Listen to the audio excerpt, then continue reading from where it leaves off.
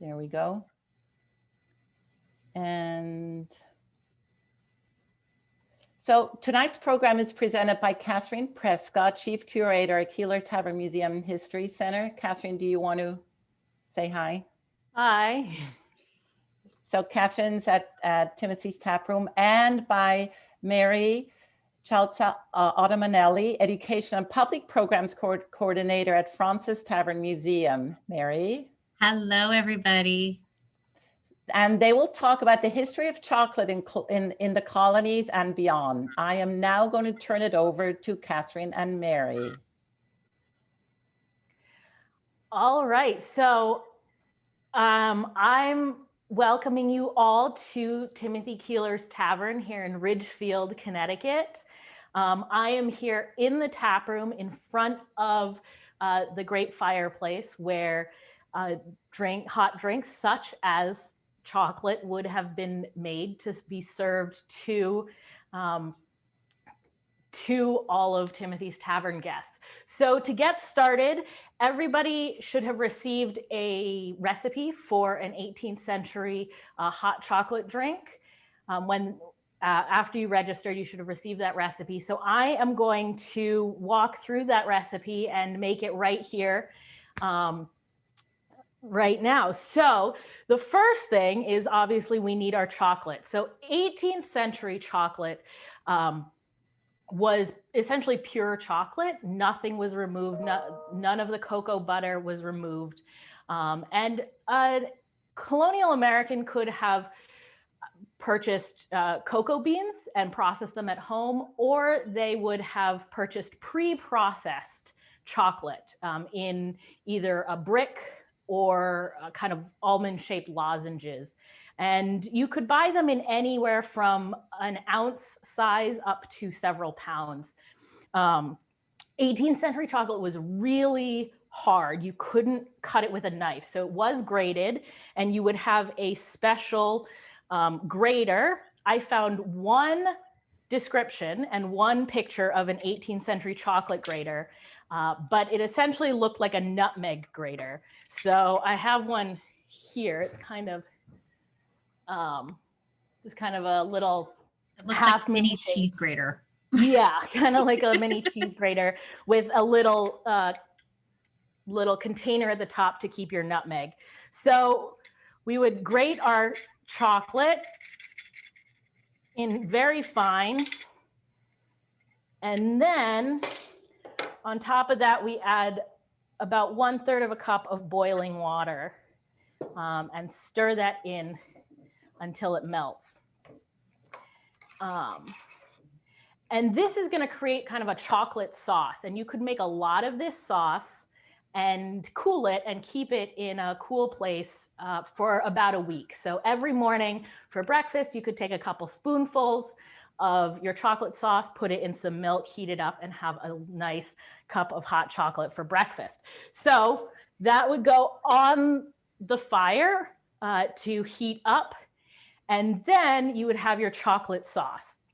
So when you're ready to make hot chocolate, you take your chocolate sauce, about 1/3 of a cup, and you would pour that into a pan, and then you would pour milk on top of that. 18th century milk would have generally been whole milk, but today in our recipe, you can use whatever kind of milk you prefer. It just depends on how creamy you want your hot chocolate to be. And this is also when you would add your spices. So if an 18th century American was purchasing pre-processed hot chocolate, it might come already mixed in with various spices. And that's an indicator that this was hand ground chocolate. So maybe a little bit more expensive, but common spices included in chocolate would be things like nutmeg, cinnamon, allspice, cloves, but also things like ambergris and musk and orange flower water. So they were, they liked different flavors. So I have a little bit of nutmeg here, so I'll put that in my hot chocolate. And then we also want to put in sugar because the chocolate is not going to have sugar. It's pure cocoa, so it's going to be pretty bitter. So we'll put in a little bit of our sugar, mix that up, and then this would go onto the fire to heat until it's scalding. So just the point below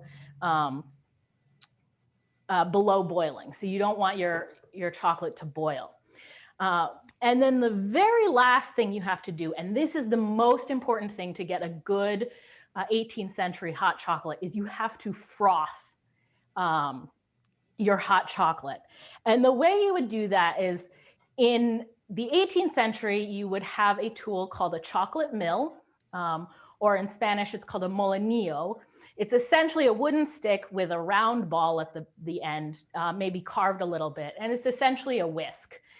So I have a whisk here, and you would put it in your chocolate, either in the pot you're cooking it in or in the chocolate pot you're serving it in. You put your molinillo or whisk in, and you are going to spin it very fast between your palms, and it'll froth up the chocolate. So it's nice and frothed. And you would also do this between serving because your chocolate is going to settle out of the milk. So you need to kind of refroth and remix all your chocolate between serving so it's nice and combined.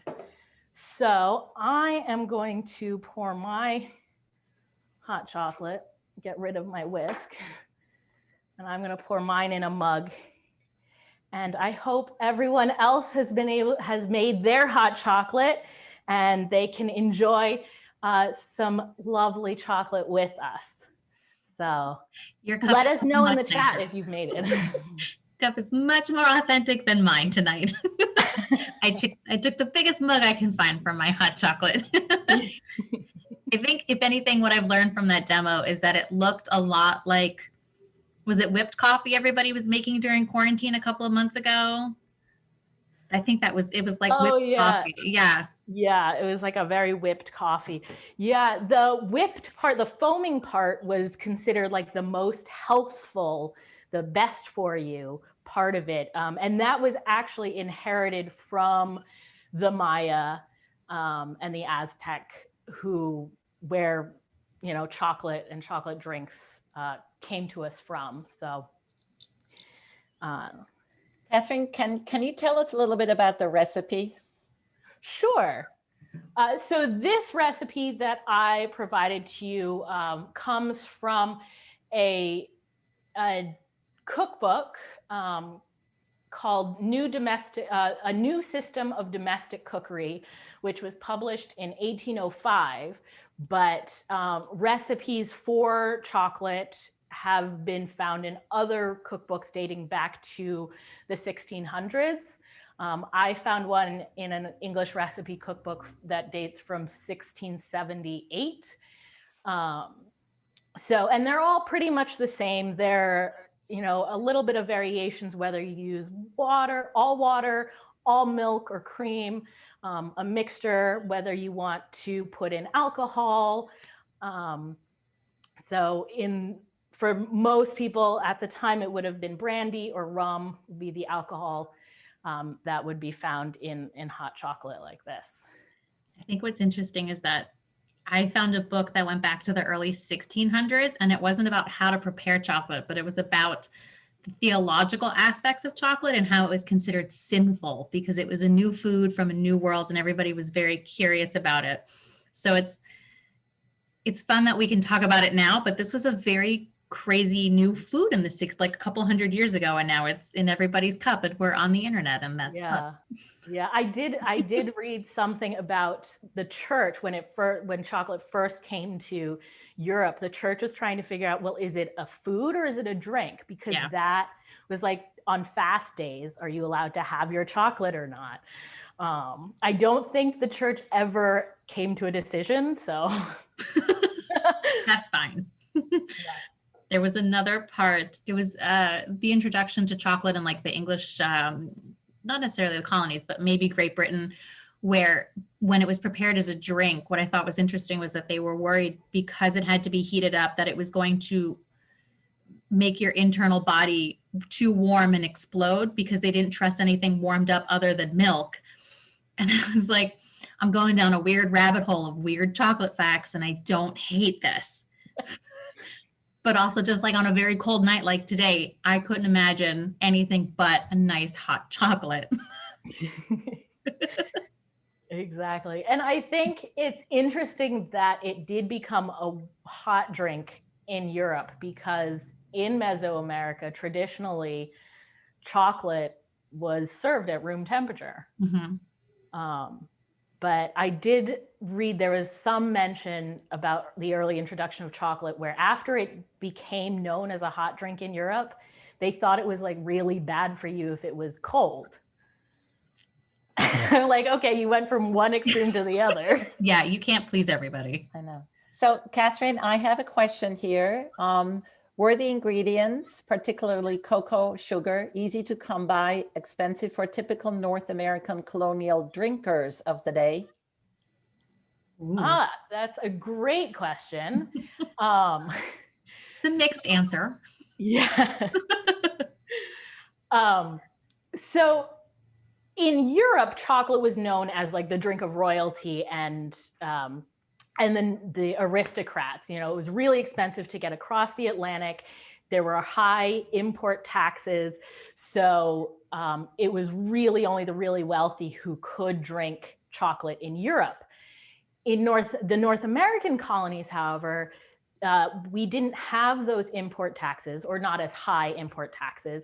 And it's a shorter journey to go up the coast than across the Atlantic Ocean. So actually a lot of chocolate was imported into the colonies, particularly New England.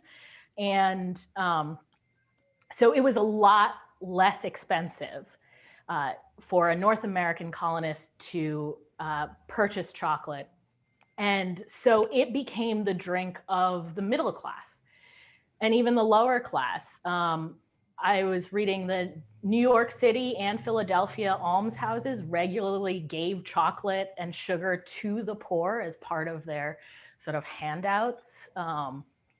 So, you know, it became known and it became available for just regular citizens.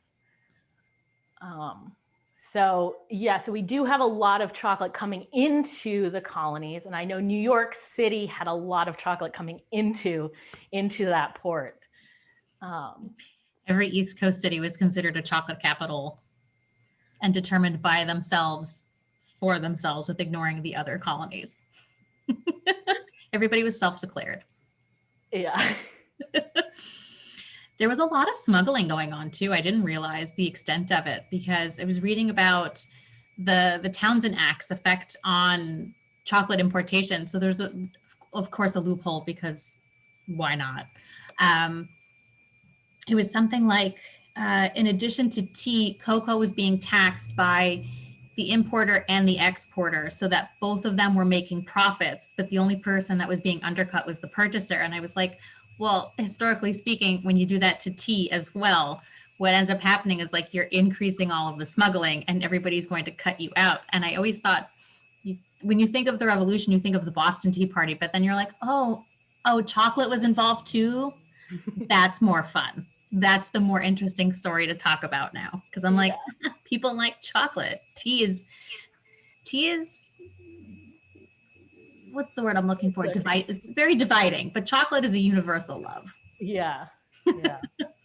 I think the other thing about chocolate in the early days that I thought was really interesting is Britain was pretty late actually in getting colonies in the Caribbean and kind of towards South America. And so what they ended up doing is kind of camping out outside of these port cities, like Caracas in Venezuela, and they just capture ship after ship that's leaving the port. And that's kind of how they started getting their chocolate at first, before they managed to capture other islands like Jamaica from the Spanish. So Catherine, countries and Mary, countries of origin for chocolate. So chocolate originates in the Amazon region. Yeah. That's what I was going to say, the Amazon region. But it has been planted in places up as far north as about the Caribbean, like Jamaica. Yeah. And so for most of the 17th and 18th century, that's kind of the region that chocolate was being cultivated in.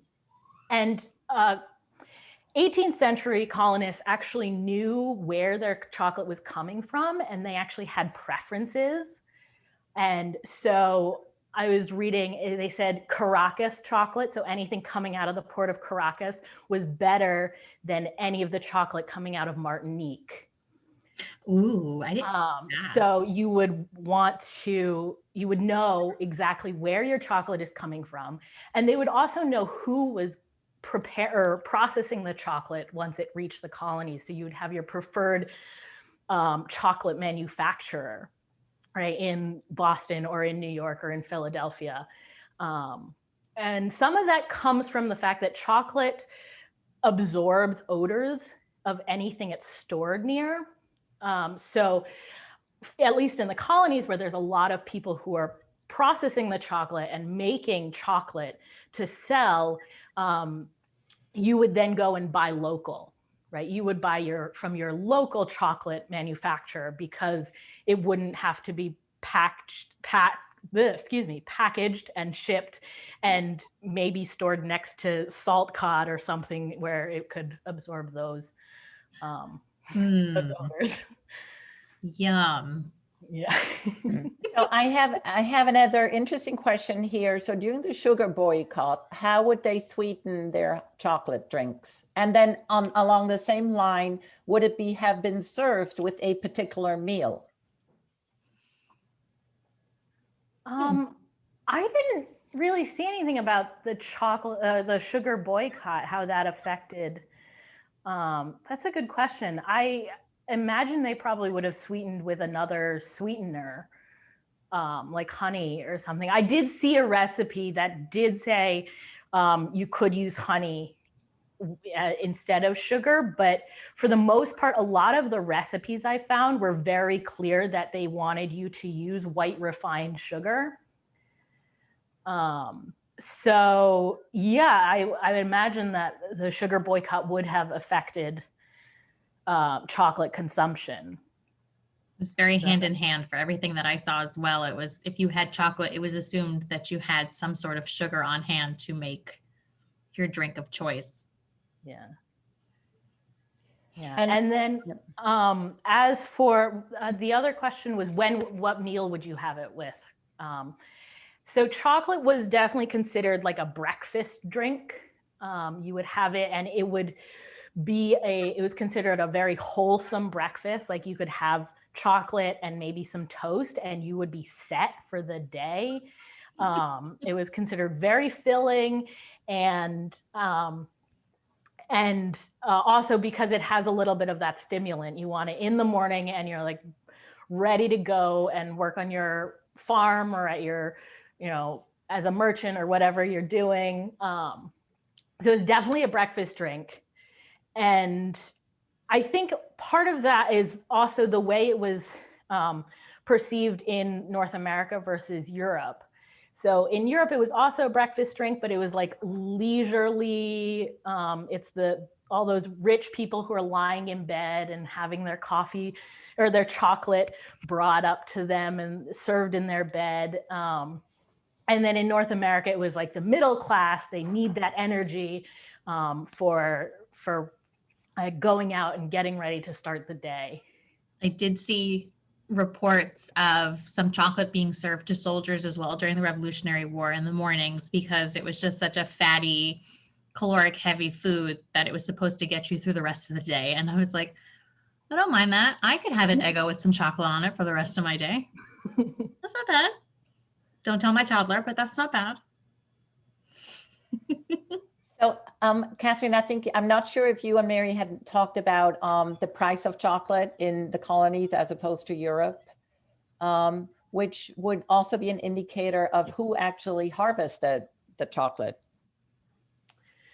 Yeah, so I didn't mention specifics, but I can actually give you some. So at Keeler Tavern in our archives, we do have a purchase receipt. So Timothy Keeler, a little background, Timothy Keeler owned a store, a general store here in Ridgefield.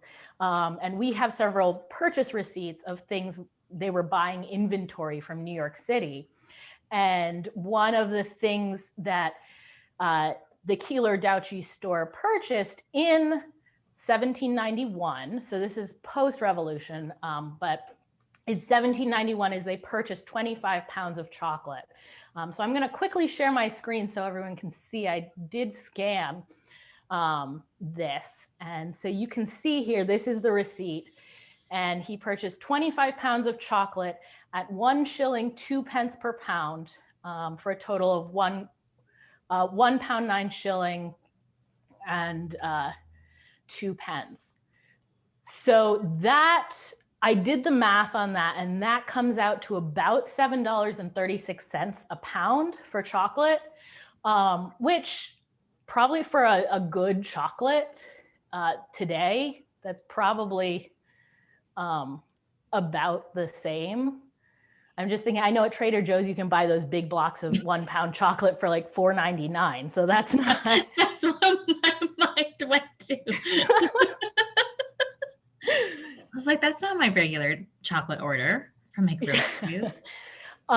So Timothy Keeler was buying chocolate in New York City in 1791 for 1 shilling 2 pence.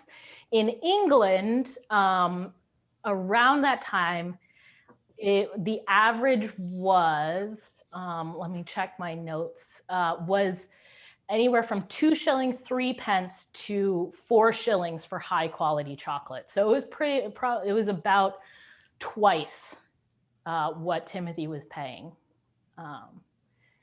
So yeah, it was significantly more expensive in England. I'm very jealous that you have a receipt. I wasn't able to find anything for Samuel Fraunces. I'm imagining because he had some of the best like cooking and pastries in the city, and he was literally, we were right next to the harbor, that there definitely was access to chocolate, and having so many chocolate manufacturing stores in New York City that there must have been something with chocolate, but we don't have many surviving receipts of. We just know that he made like cakes and tarts and all the yummy things. So it's one of those, we presume strongly that he did. So a question for both of you, would there have been a different type of, you had different clientele. Mary at Fraunces Tavern, it was an urban sort of jet setter type of clientele, whereas Ridgefield was out in the country, out in the boonies, right? So maybe you guys can talk a little bit about the different type of people that would have frequented your taverns, your respective taverns. I love that you called the urban ones jet setters. Well, no, I think of immediately when I walk into the long room, some sort of like tavern fight in the middle of the night. So just calling them jet setters makes them fancier than they are, which is great. And I'm okay with it. I was curious too. It wasn't a subject that I knew too much about. So when I started digging, it was interesting to find out that most of the chocolate manufacturers and importers in New York City in the late 1600s, early 1700s were primarily Sephardic Jews. So I did find out, which I thought was very interesting, when the English took over from the Dutch in 1664, I had to write it down because it was that good. The Jewish population was excluded from the right to participate in retail. So they became importers.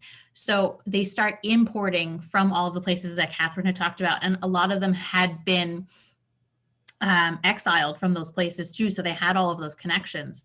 So they start bringing in more and more chocolate, and they are given the right to open up their own retail. So they have this huge line of production of importing and opening and production and making it and selling it. There's two that really stood out to me. I found Nathan Simon from the early 1700s.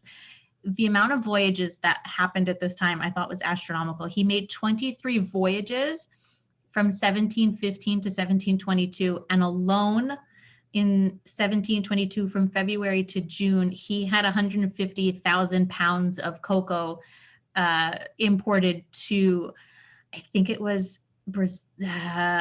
Jamaica.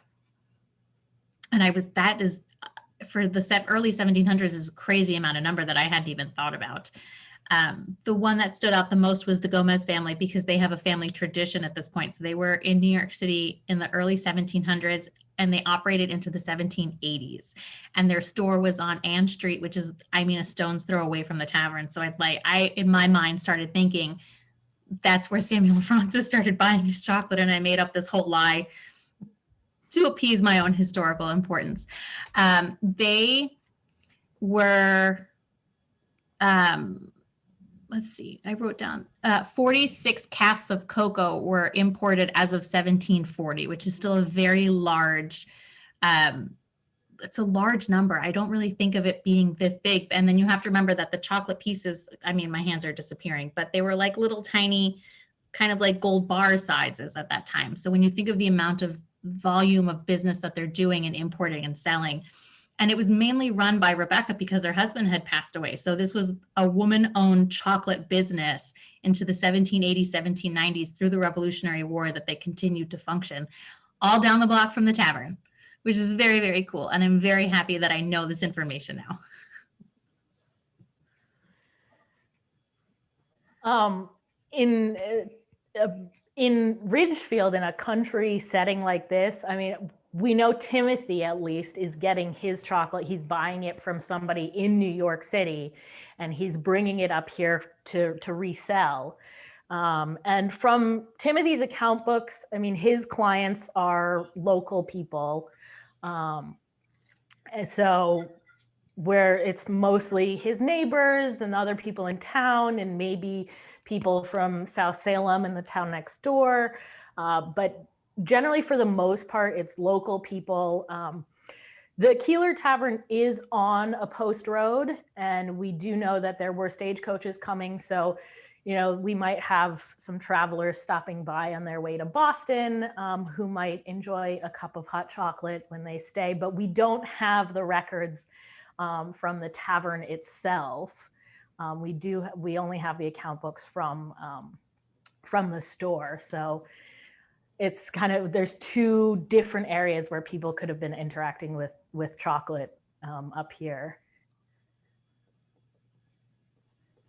Do you think the price increased as it came through to you guys up there, like up the post road? Do you think that at some point in time, like all of that traveling increased the price a lot? I'm wondering now, because I'm wondering if I had to lug all that chocolate, I'd put a up price on it. Yeah, I imagine it would. That's generally how what you would put a bit of a premium on it so that you would make your own profit. So I would imagine so, but I really have I've been trying to go through Timothy's account books to see if we can find out where he is selling on to kind of a final customer, but I haven't found it yet. But I'm going to keep looking. I have another question here. This is an interesting one too. So were the chocolate preferences varietal or based on manufacturing? I'd say both. I think so too, because they were based on both country of origin and manufacturer. Mm-hmm. So yeah, there would be kind of two. It would be both varietal and manufacturer. So yeah, I'm sure everybody had their own secret recipe that they were manufacturing. That was like a little bit of cinnamon, but a little bit more vanilla or something. Well, also, for a lot of the chocolate manufacturers in North America, you can really only process chocolate during the colder months, right? So, because otherwise even in New England, it does get hot and humid and your chocolate's not going to set. So a lot of these chocolate manufacturers, these millers, had to do other work as well. So they'd grind other things like spices, and they'd maybe have a fulling mill as well, and they'd use it. So who knows, it could also depend on what other things your manufacturer was doing at the same time or not. So what other flavors get into that chocolate?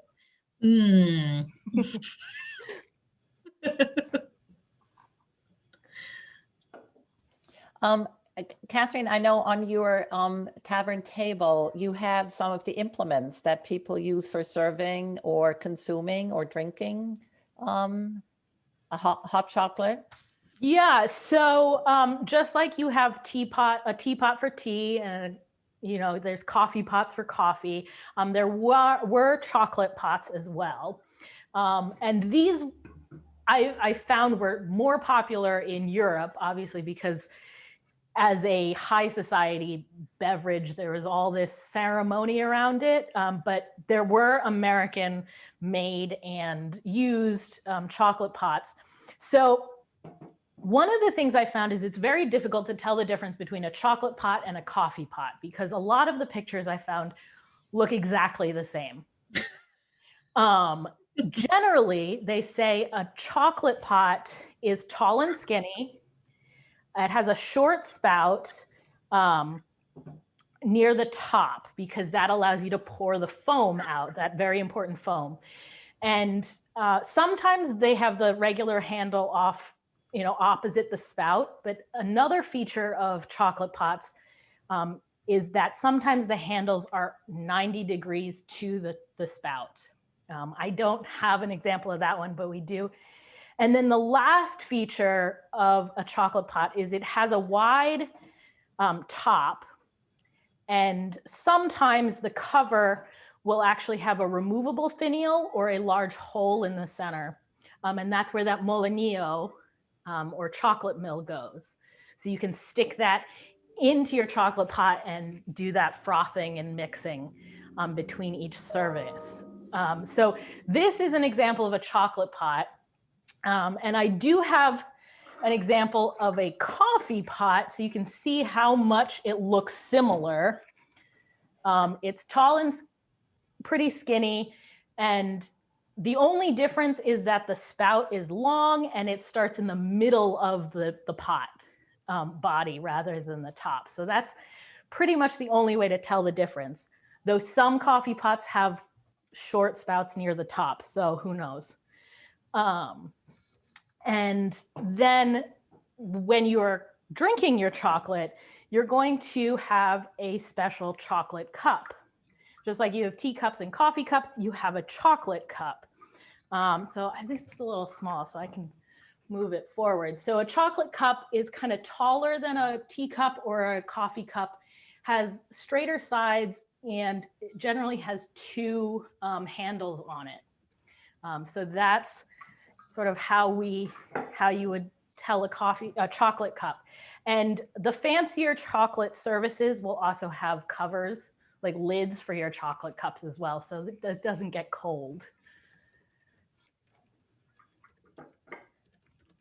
And Mary, what about in your tavern? Would they have pretty much used the same, types of, cups and mugs and? Yeah, I'm leaning more towards, just because I couldn't find anything specific in our collection, knowing how Samuel Fraunces carried himself as wanting to be the best tavern keeper in New York City and always had the best food and entertainment. I see him being very ceremonial in the way that he would serve a chocolate delicacy, as in he wanted to be in an English manner, like going to a coffee house or a chocolate house. I would imagine that he would have spent the money on getting something specifically for this, and maybe not having it for the open long room where it would have been an open tavern space. He would have probably saved it for somebody who rented one of the private back rooms as like a fancy party or something like that. Like he would show out all the stops if you were paying to be in that room. And Catherine, I have a question. Why two handles on the cup? That is actually a really good question that I wasn't able to find the answer to. I think the best that I could find was that was just what the Spanish did. And so since they were the ones to bring chocolate to Europe, everybody kind of adopted that. So that was the best I could find as far as why two handles. Maybe Sometimes they didn't, design is just for pretty. Yeah. or they didn't want to spill. Figure out. Yeah. Yeah. And then another question is, did Canada at British prices, or buy cheaper from colonies? So I guess did Canada buy, yeah, I mean, what was the whole situation of purchasing chocolate? That's a great question. Yeah, that's a really good I question. don't know offhand. My gut from doing all of this research would probably say that they kept the colony prices because it would probably be easier to get it from the colonies and or smuggle it in at that point than having it go, my hand's gone, go to Great Britain to come back for them to pay all of those prices when it would be easier just to pay for a smuggled chocolate. That's what I would do if I was a Canadian resident, though. But. Yeah, I didn't really see anything about Canada in my research. I know I was looking at some charts on like how much chocolate was being imported and exported from the various American ports, but they didn't mention Canada at all. So that'd be interesting. And the difference also between British Canada and French Canada. I know French Canada was getting a lot of smuggled stuff from New England because the French were very specific on what could and could not be made in French Canada and what had to come from France. I mean, Britain was as well. So, I imagine there was a lot of chocolate smuggling going on. It's fun when you think about what was being smuggled in and you start opening up all these new doors and you're like, all right, that makes sense. I'd smuggle this. So can you both talk a little bit about the plantations where chocolate was grown? And, obviously these were, enslaved people who worked at plantations. So that probably affected or did affect, the price of chocolate. Yeah, the use of enslavement goes back even to when the Spanish overtook the Mayans. When I was reading up, I had no idea about this, but the Spanish would use enslaved workers, enslaved Mayans to produce that chocolate. And this goes way back to when they found it. It basically carries on to after all of the Mayans have passed away from work and disease and poor conditions, that they start importing the chocolate seed and being planted in places like Catherine was talking about earlier in the Caribbean and Jamaica and all those other places. And they start enslaving those people to make the chocolate, as well as all of the sugar that's being produced to go with that chocolate. I did see a few things. Anything that was being produced in the colonies most likely was used with some sort of enslaved labor as well. This was very hard work. It's not very easy. There's a great video from Mount Vernon's website. Their culinary historian literally demos how to take the seed and make it into the chocolate pebbles that we were talking about. It's very dangerous work. There was a slew of factory fires in the 19th century in New York City of chocolate merchant warehouses that would catch fire because you're in a wooden building. You need high flames to boil the beans. You need them to be able to produce them into the blocks. Yeah, it's not a pleasant industry to be part of, even though it tastes delicious. No. And in addition to enslaving the indigenous people of Mesoamerica and South America,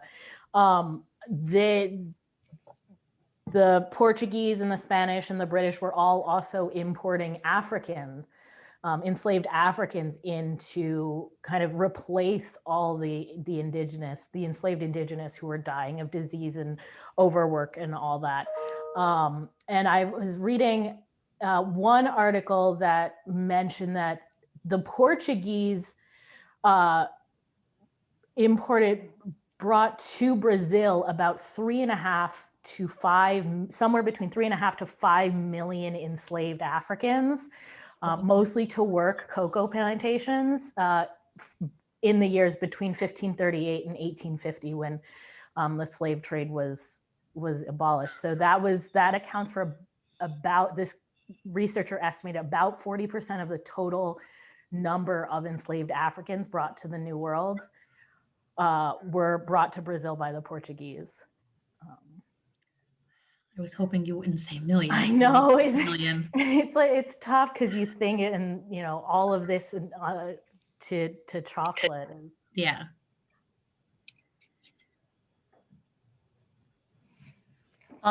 If you have any more questions for our speakers, just drop them in the Q&A again, please. That would be great if you could do that.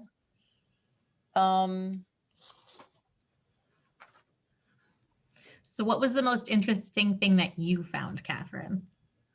I don't know. It was all really interesting. One of the things is I love doing a lot of all this food history research.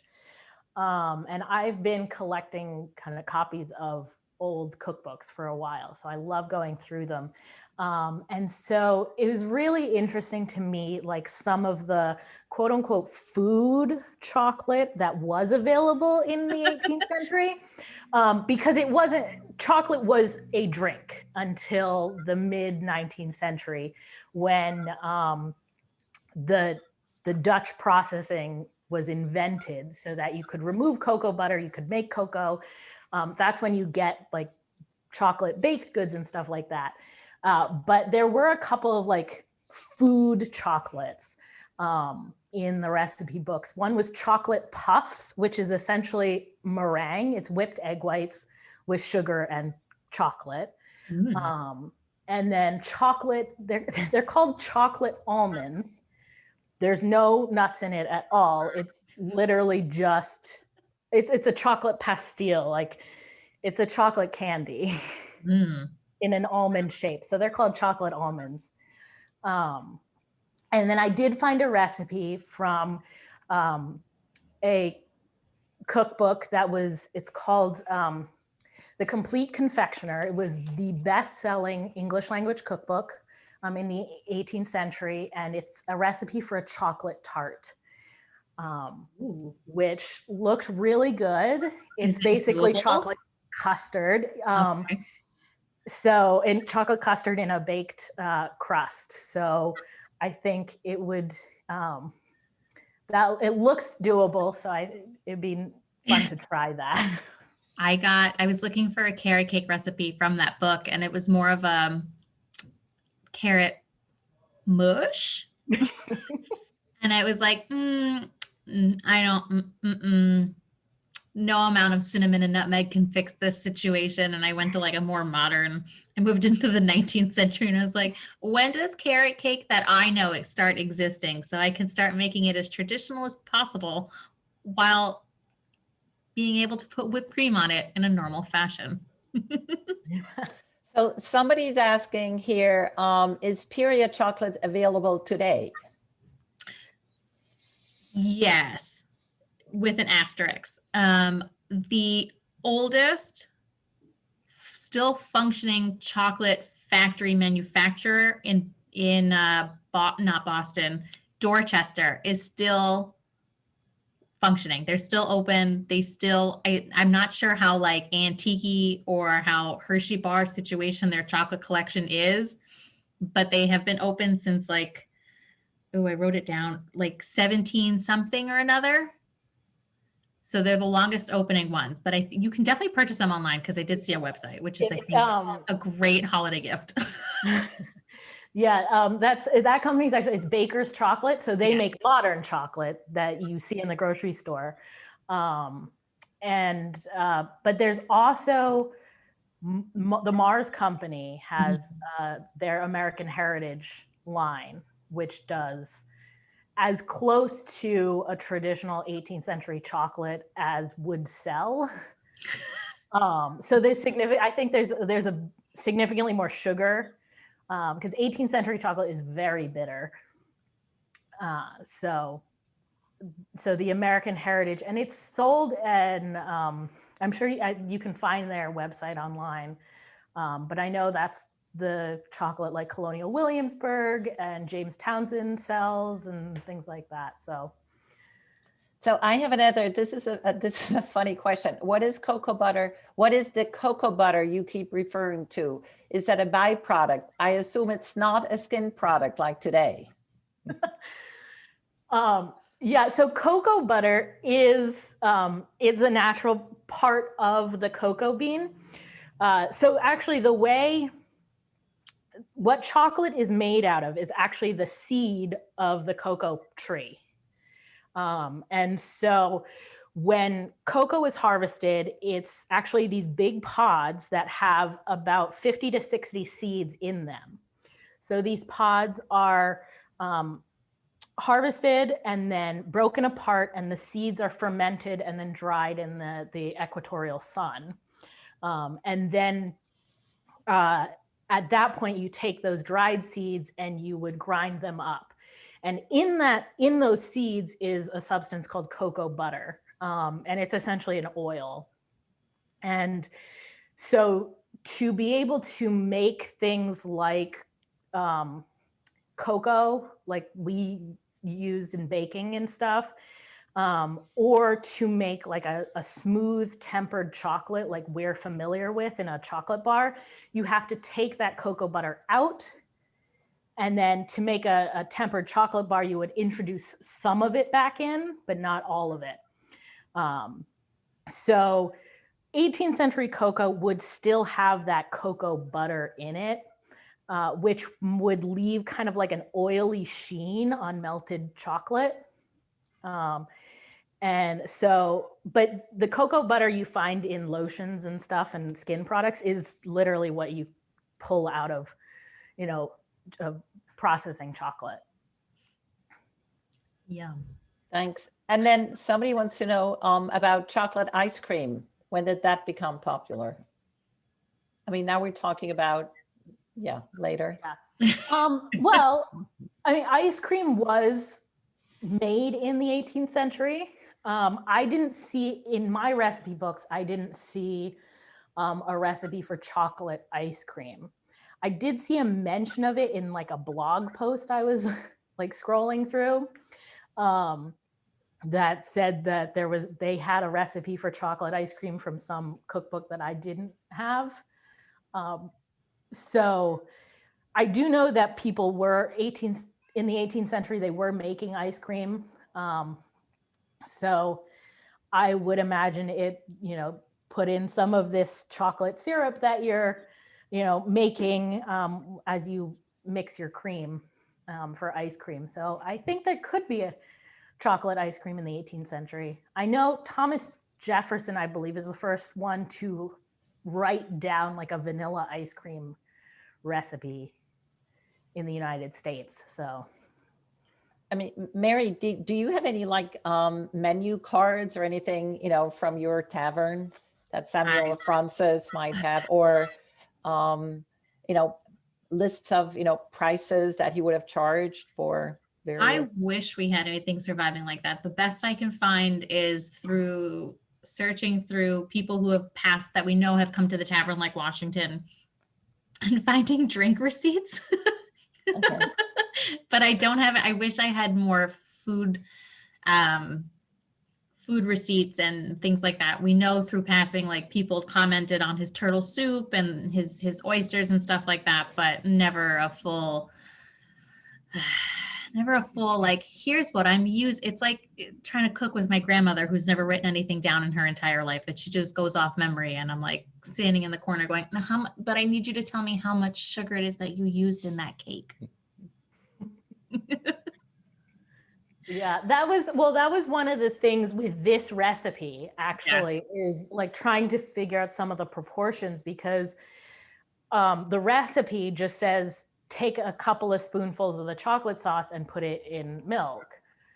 It's like, well, okay.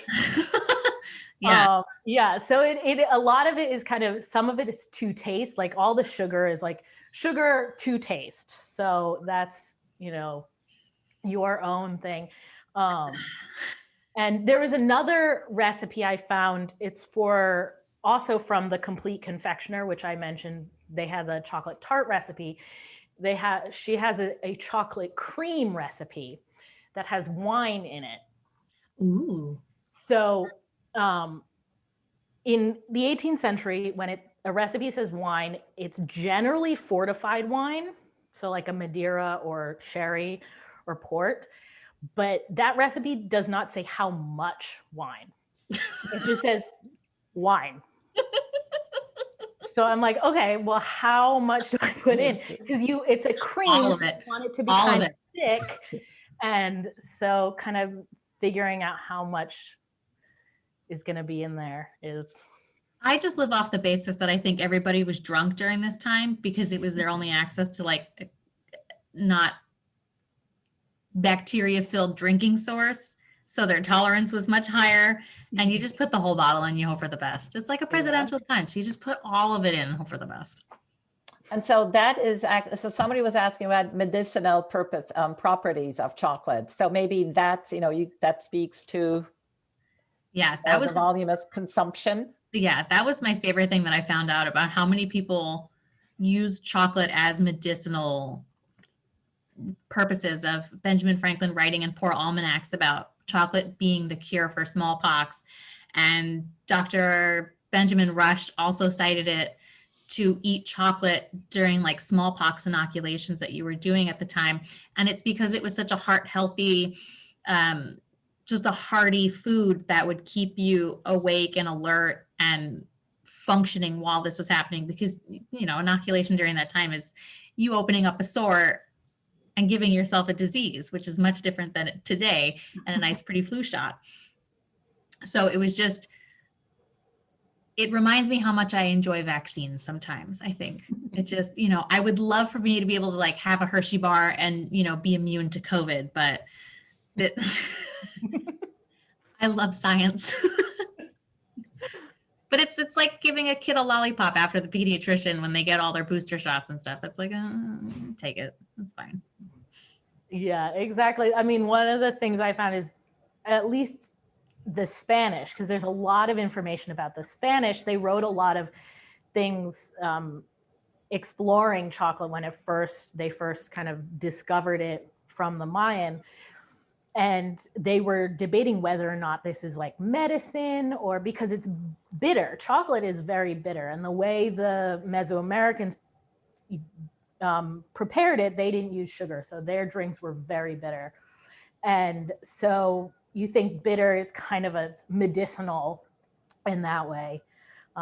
So I know there's a lot of like discussion among Spanish intellectuals about whether this is good for you or not. The answer is still yes, though. Yes. So Mary, I have a question for you. So did General Washington like chocolate? Do we know that? He loved it. So did Martha as well. There's a lot of records of him buying just blocks of chocolate up until about his death. He had purchased a large order in the months leading up to his passing. Martha liked it. She would use the cocoa bean. She would steam the water, as Catherine did in the beginning of the demonstration, and she'd muddle in cocoa beans. So it was like steeping them almost. So it'd become a very mild version of what we consider hot chocolate today. And Washington loved having it for breakfast, which I think is another reason for me to start having it for breakfast, because it's, do as your heroes do kind of a situation. Maybe one day I will lead an army. Yes. We're almost coming up to an hour. So if anybody has another question they would like to ask our two curators here, please drop it in the chat.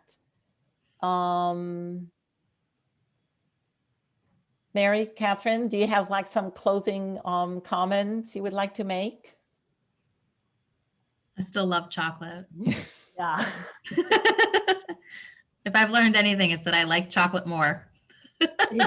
And food history is wildly interesting. Yeah. It's like scratching a surface of like, I want to know more. Yeah, that was the great thing, is just like learning about all these different things. The one thing I wish is like, I wish I could speak Spanish or read Spanish, because there's so much information on these from these early Spanish explorers and intellectuals, you know, when people are first kind of figuring out, okay, how do we make this palatable for, you know, Europeans who do not have the same kind of tolerance for bitterness as the Mesoamericans did.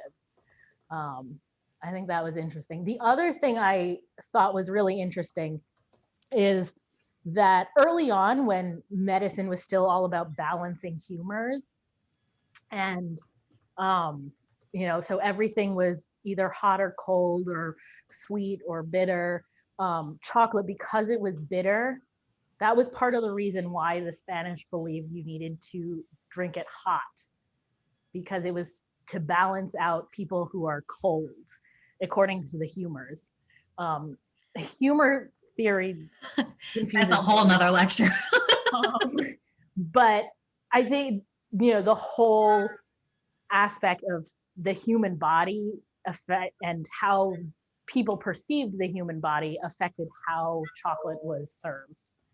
Yeah, there was a certain point I found funny after it became like a very accepted, widely used drink in the colonies. Its function when it was in the home started becoming like an aphrodisiac kind of a situation. And I was like, so we went from sinful to this is going to destroy your body and we're very scared of it, to oysters and chocolate. And I now understand Valentine's Day. Yeah. And then somebody wants to know, and this will be the last question we'll take, what was more popular in colonial times, vanilla or chocolate? Ooh, I don't know. I think chocolate, just because vanilla was harder to get, at least before the revolution. I know after the revolution, vanilla was easier to come by in the colonies if the price of vanilla went down. So that's the only reason I would say chocolate, is because it was more accessible to more people throughout the 18th century. Okay. All right. Well, thank you both. I hope everybody enjoyed our program. As I said, this is the second of our Tavern Tasting series, and we're now co-hosting with Fraunces Tavern Museum in Lower Manhattan. We're super excited about that. So you will all be receiving a survey, and we really would appreciate if you could give us, just fill it out. Catherine will be sending it out tomorrow, hopefully, right? And we hope you enjoy your hot cocoa on a cold winter's night like tonight. And happy holidays to everyone. And we look forward to seeing you next time. Thank you so much. Good night. Thank you. Night. Goodbye. Good night.